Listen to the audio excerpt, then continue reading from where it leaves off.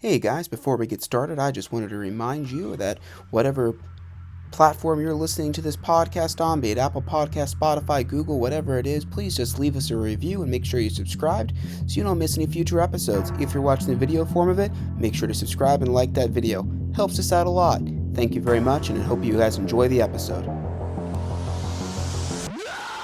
Hi guys, welcome to another episode of Creeps, Creatures, and Haunts. Oh my. In today's episode, we're going to be talking about our most recent paranormal expedition to Randolph County Infirmary in Indiana. It was Winchester, Indiana, right? Yes. Yes. Now, we also are going to have an episode of Haunted Adventures, and that's where it will be more vlog style, and we go and you actually get to see the footage and the stuff we caught, because right now we don't know everything that we caught, but there were some interesting experiences, which we'll kind of talk about. We're not going to want to spoil everything in that episode, but this is going to be kind of like a counterpart to that, where we go a little more in detail, just talking about overall what the experience was like. Yeah. I guess. First off, I will say the tour was very long, but also very informative. It was probably about 2 hours long. Yeah, it was really long, but yeah, he gave us a ton of information. Plus, he was kind of fun. A little raunchy, but yeah, it's okay. Um, we were in a group that didn't really care about that stuff, so. Yeah, the place is bigger than both of us thought it was going to be. It was like a maze. It was huge. I had seen it on there's at least 3 or 4 different shows that have been there, and it didn't look that big. And then we get there, and it's ginormous. Yes, ginormous is a good word to describe it. It is ginormous. It was amazing. Yeah. Yeah, there are so many stories, and I didn't end up filming because the tour just kind of started, and now in the video we do kind of go through a tour and talk about, some of the stuff that happened, but, it was, a place where mentally ill people would be. It was kind of like a nursing home. There was just all kinds of age groups and stuff, and whether it was over 200 people died in this place. Yeah. It just... If a place would be haunted from that kind of stuff, I feel like this would definitely be a place that would be. Oh yeah, for sure. There are some standout ones, some real dark stuff, with Lulu, was the one thing's name, who she was a 12-year-old girl, and essentially, and when we talk about this in there as well, but essentially she was roomed with only her father. Do you remember why they said that she was put there? I think that her mother actually passed away, and the stepfather and her had no other place to go to, so they were put at the infirmary for some reason. It was also a poorhouse kind of thing, so if you didn't have a place to stay, they would put you there, and they were roomed together. Yeah. Yeah. But yeah, she got pregnant, and she said 12, and the only person she was roomed with was her stepfather. Yeah. Yeah. So that was one that was pretty dark. People hanging themselves, people being pushed out of windows and stuff. And again, more detail there. But one thing I will say is it was cold in there. Oh, so cold. Even when it was 50 some degrees out, we walked outside and it was so much warmer. But because it's an old brick, thick, heavy wall building, it was just I don't know, it was about, because I used the thermal imaging camera, and it was almost always 40 or below, the whole time. Yeah, most of the time I looked at that thing, it was said 38 or something like that. It was cold in there. Yeah. Really, really cold. Yeah, it was kind of, yeah. It's been a while since I've actually done an investigation where it was so cold like that. I think the last one I did was Trans-Allegheny. It was about that cold. It was around the same time, I think, actually. And that place, I couldn't feel right. At one point we were sitting on the cement floor, and at one point I couldn't feel my butt. I was it's yeah, I never sat on the floor cold. Because it was so cold, but my feet there towards the end, I just couldn't feel them at all. And we were just all tired, and we were all right, well, we're not going to get anywhere like this. I feel I was both I don't know if I would use the word. I was impressed by the building itself. Disappointed, probably. But I think we're always a little disappointed in the activity we get because you watch these ghost shows, and I feel that's probably the number one mistake. You're gonna want to get hyped up, and you want to see stuff. So you watch these ghost shows, and you see all the cool stuff they're getting, you know, and then you go there and anything. not much happens. You know, the attic was definitely the most active spot, which, you know, you will see in the video. Now, as far as, you know, this is something that you really couldn't see on camera, feelings go. Like, I know you and me both, kind of, when we first walked into, and you'll see in the video when we go to the room that has the mirrors in it. Oh, yeah. Yeah, there's this room down in the basement that somebody put two mirrors facing each other in. And we both walked into that room and both were like hit. Yeah. I was lightheaded for minutes after we left the room. Yeah. Probably Yeah, 5 it just minutes. felt really uncomfortable and stuff. And the theory behind that and the reason why we think it was kind of like an odd feeling is that people believe that if you mirrors can be portals for spirits, and when you put two together you create that portal even stronger, and spirits can actually be trapped inside mirrors. A lot of religions actually tell people to cover mirrors when somebody dies so that their spirit does not get stuck in that mirror and does not go to, you know, wherever the afterlife, wherever they're supposed to go. I don't know if I believe in that at all, but that's kind of a thing. Yeah. What was weird though too is like but then we went there multiple times throughout the rest of the investigation, and there was kind of something interesting that you'll see when I was using the obelisk, which was an interesting thing. But besides that though, I never felt that overwhelming like heaviness any other time we went in there.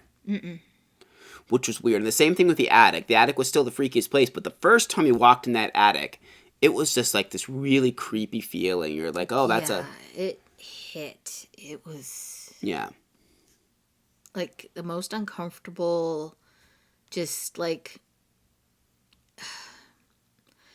I don't know. I don't know how to describe it. Like you hear really sad news, and that's what it kind of felt like. It was like just kind of like that's not a terrible way to describe it. Yeah, and you just walked in and you're just like, oh. Yeah, it just kind of feels like you almost like instant exhaustion or something when you go up there. Just like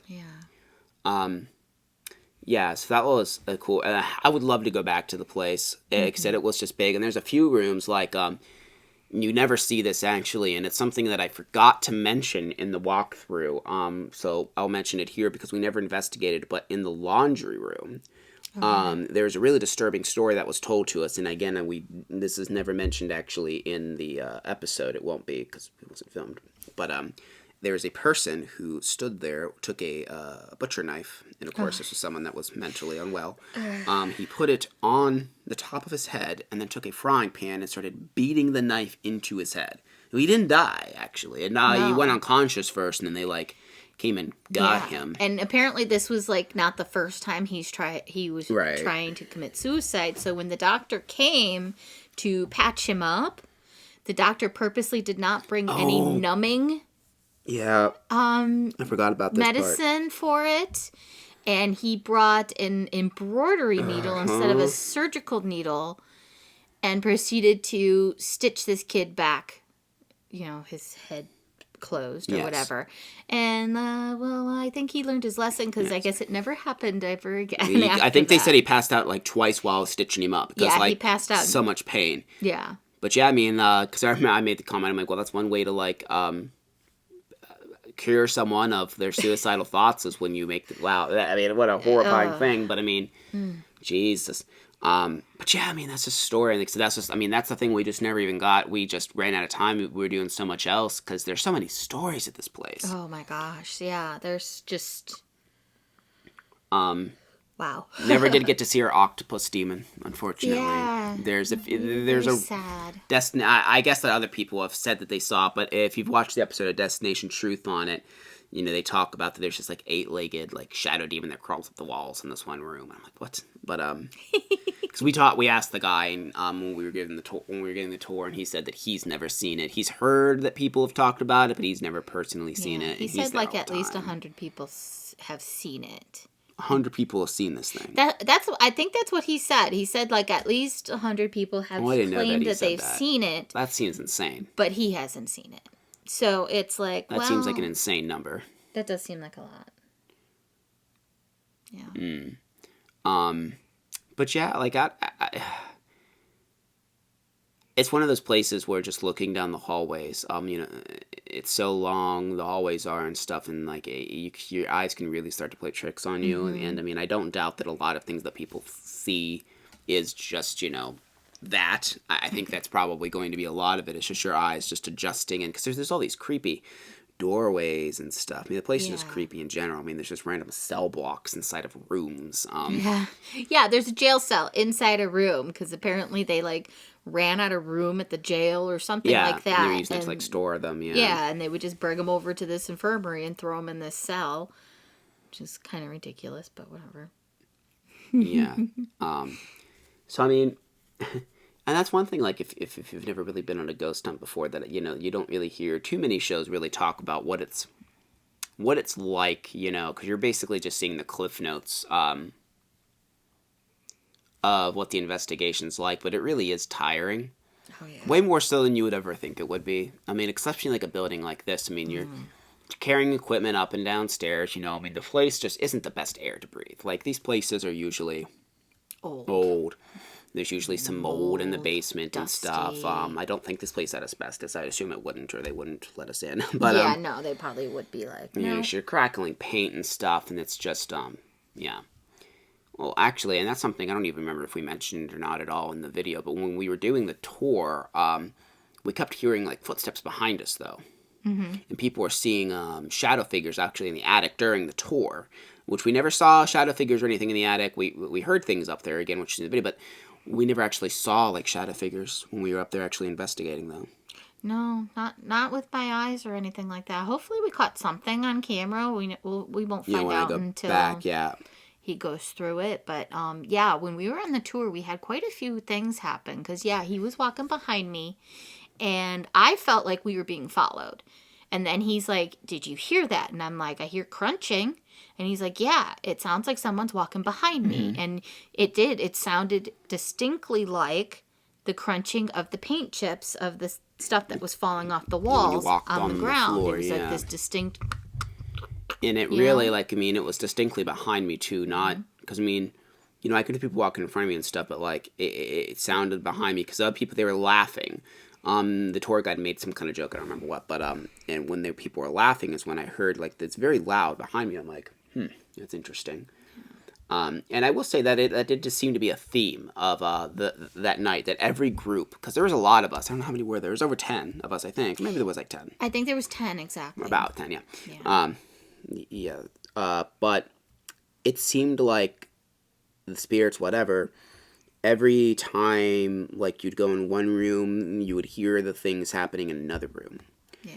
For the most part. Like, it was really weird. It was almost like they didn't want to be seen, but they wanted to be almost heard or something. It was weird. Yeah, like they didn't feel comfortable being in the room, but they still wanted to talk. It was really strange. Like, yeah, it was weird because it was just like, like soon as you would like leave a room, you might like hear something come out of it, or like Jeremy, it was he heard the one door close, and it was like soon as he had like left that hallway, then he had heard the door close and he was in another room, and he's pretty sure it did. Of course, no one had a camera rolling on it, But, like, in the... and it seemed like in the one room, which we did debunk some of the stuff, but, like, every time we'd, like, ask a question, it seemed like the noises or whatever we'd hear was always in a direction we weren't looking. Yeah. Which was interesting. Yeah. Yeah. So... It's kind of hard to know, I guess, what to make of some of the stuff, but... That place would be a fun place to investigate, like on a stormy night. Oh, yeah. Fun. I'd like to film something there. Too bad it's like 4.5 hours away. Yeah, really. And they had some other locations too, the jail and a mansion, which I would like to check out in the future. Mm-hmm. Yeah. So we didn't actually get to film anything, but while we were on the tour, we did get a story about a guy who, when you went to that infirmary, it was a farm. It was a self-sustaining farm, and you worked. And so you were given a job. And this guy was mentally disabled. They think he probably had some form of autism. And he was given the job of feeding the chickens.. And he was given the job of feeding the chickens. And he, when you went to that infirmary, it was a farm. It was a self-sustaining farm, and you worked. And so you were given a job of mentally disabled. They think he probably had some form of autism. And he was given the job of feeding the chickens. And would always have like a certain routine. Well, I guess one day all the chickens died. And he didn't know what to do with himself. And he basically just he just didn't know what to do with himself, and he started pacing, and he couldn't read, he couldn't speak, I believe. And he basically withered away. And the tour guide actually said that he was standing at this one door in the building. Now the chicken coop is like probably like a couple 100 feet away from the building. Yeah. And he was standing at this door, and he had the door open, and he could hear activity in the chicken coop. Like, he could hear chickens. Well, there's no chickens in this chicken coop. It's empty. Right. It hasn't been used since, the infirmary was active. And he would go down to the chicken coop, and the noises would stop. And then he would come back to the building, and sure enough, the noises would start up again. And he fully believes that this man is still taking care of those chickens. Yeah. I don't even remember if we could access the chicken coop or not. It was kind of one of those things where You could walk out there, but you couldn't go into it. Right. Oh, yeah, it's because I think you, kept things in there. Yeah. But, yeah. So that's interesting, and I will say too, saying that it's for me, it's really hard for me to listen a lot of the times, fully pay attention to tour guides, and when I'm taking the tours, it's just really hard for me to actually focus in on it because I have so many other things on my mind, I guess, and so I miss a lot of the details. I feel like when we're being shown around places because I'm just constantly thinking oh, I want to film this, oh, I want to do this, and you kind of get lost in your own train of thought. And it was such a long tour too. There's probably a couple stories that I don't remember because I know we stopped in the chapels, and there's things that he was talking about in there, and I don't even remember at this point what they were. But yeah, I expect there to be a lot of history for the place, but I didn't expect there to be this much. Yeah, I didn't expect this much tragedy. All the stories, we'll go through them all and stuff during our walkthrough, but so many awful things happen there, and it's wow. Just wow. I've never really heard that, in one location like that. Just so many, that many things. Yeah, that many things. That many things. Just really kind of sad. We had the option, because we had this place from, it was 6, which we actually got there at 5:30 when from the tour started, right about at 5:30, but we had the place from 6 till 10 in the morning. And you can stay there the whole time, which is probably one of the longest ghost hunts that, 'cause a lot of these places are only 4 or 5 hours that you rent out, and they're not super long, but this one is, 12 hours long, is it? 12? Yeah, it's long. Almost, yeah. Yeah, it's a pretty long one. And it's just kind of we couldn't stay that long. We rented a hotel room, but you can stay there, and the beds, we were just you have to bring your own linens. If you do this, if you're interested and do a private investigation, I would say bring a sleeping bag.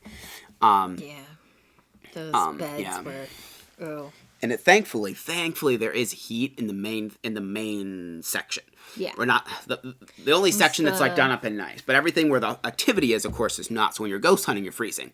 But there is at least a room to go warm up and take a break, and there's a working kitchen with running water and stuff there. Yeah, and a bathroom. Even though there was 8 bathrooms in that place, which you weren't allowed to use, and apparently people don't understand that when they say don't use that bathroom, they mean don't use it for anything. And our tour guide kept telling us that. He's I tell these people, don't poop in my bathroom. And they kept pooping in there. And he said that if he had $100 for every time somebody pooped in his bathrooms, he'd have $500. 5 times people have pooped in these bathrooms that say out of order. Yeah, so it's do not use. So it's kind of funny how he told us so many times on the tour about it. Yeah, do not poop. Anytime we walked past one of them, he had them saran wrapped. Yes. So you couldn't even get into it. I mean, if you did sit down, it would splash right back up on you. But it was just funny because he would walk up to him and he's like, "What is this?" And we'd have to say, "Don't poop. It don't poop in this bathroom." Yeah. And he's like, "Yeah." I'm not cleaning your poop. Yeah, It was like, it's just insane to me that many people like do it. The other thing that was kind of insane to me is how many people like would steal things from the place, like doorknobs and full on doorknobs. the valves off of this old water heater. Yeah, Like these people just stealing this stuff, and it's just like they have to go through all these precautions. And thankfully they still let people investigate there, like, completely unattended, because, like, once he gave us a tour, he, like, locked the door, and he's just like, look, when you guys leave, if you want to come back in, you got to make sure you put the rock in front of this door, because I'm locking the main one, and, once this door closes, only people from the inside can let you in, so it's just kind of like, Yeah, you gotta hope that they're by the door, or otherwise you're gonna be, like, standing out there freezing your butt off, but... And they do have security cameras in there, so... Yes, they have quite a few security cameras. Because, people were stealing things and such and moving things. Like, one of the rooms has a bunch of dolls. And they actually had to put a sign that says, do not touch or move the dolls. Because somebody actually took one of those antique dolls and broke its leg because they were moving it around and playing with it. And it's like, don't do that. Like, what possesses people to do, like... Yeah, like, unless they give you permission to say, okay, yeah, you can take that doll and move it to that chair, don't touch things like that. Like, especially if it looks old. Just don't touch it. But just be respectful.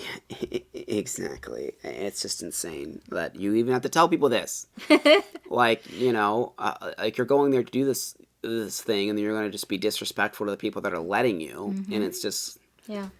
Then it just causes heck for everybody that, actually wants to be decent and just wants to go there just to ghost hunt and just have a fun time, But I think overall it was a pretty fun time. I liked the people that we were ghost hunting with. Everyone, there wasn't like any drama or anything, which is nice. I hate it when there's like, sometimes you go in a ghost hunt with like people and, there's just drama and stuff. Yeah, and it's just like, why is there drama? We're just searching for freaking spirits that probably aren't even here.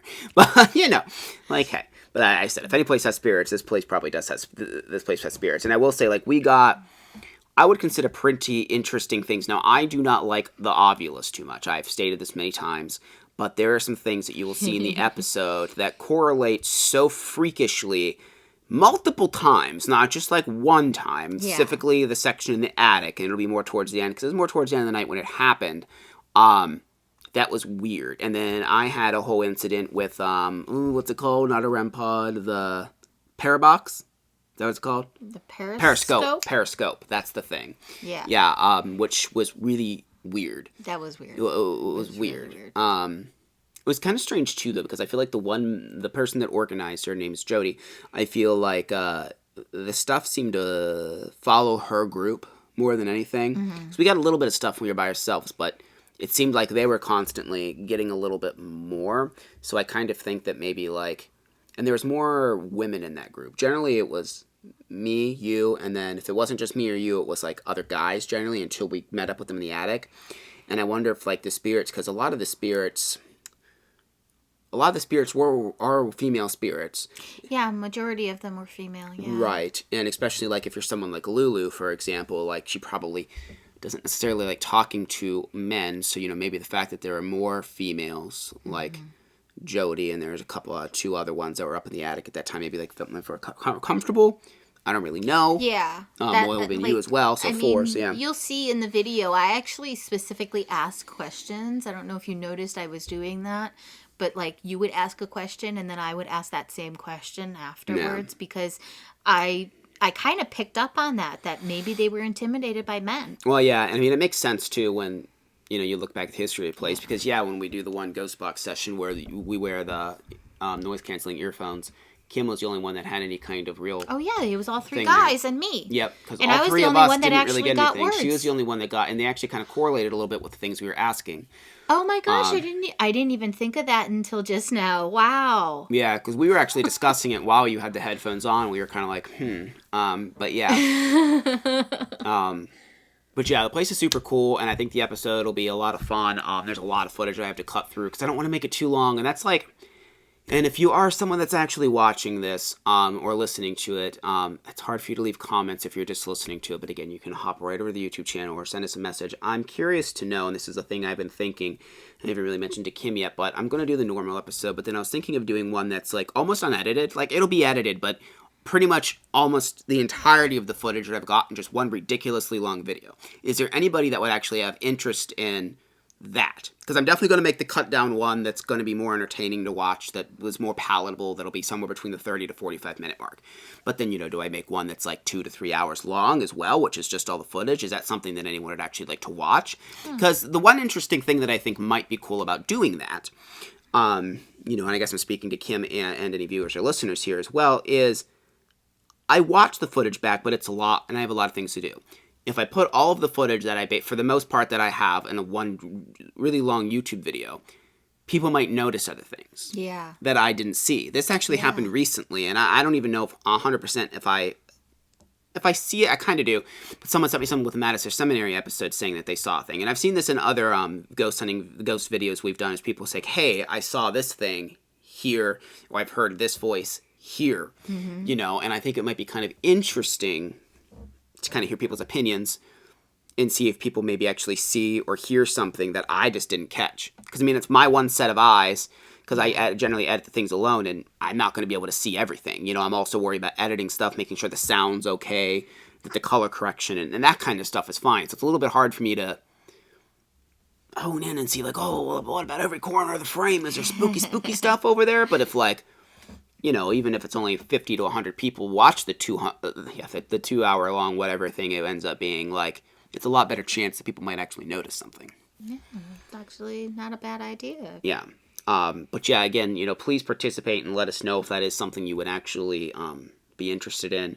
Also, as we close out here, make sure whatever you're listening to this on, if you're doing the podcast, that you leave us a review and that you are subscribed. It helps out a lot. Sharing it is amazing. YouTube video, make sure you're subscribed, like it. And if you're not a part of the YouTube, and you definitely would want to be, because again, this entire episode's talking about a video that's basically going to be online about a ghost hunt that's going to be in video form. Yeah. So, if you're interested in what we're talking about right now, you will be interested in, well, the YouTube channel, presumably. And of course, that's all free. It's YouTube, so you just gotta watch ads if you don't have YouTube Premium or whatever they call it now. That's all you gotta do. And also we have a Patreon if you want to check that out and all of that kind of stuff. But yeah, the biggest, most important thing to help us out is just the things I said. Liking, sharing. Sharing's a big one. Share it with friends that might be interested in the podcast or the channel. Because people aren't going to find it if no one really talks about it. Because it's really easy to get lost in the sea of internet. Yeah.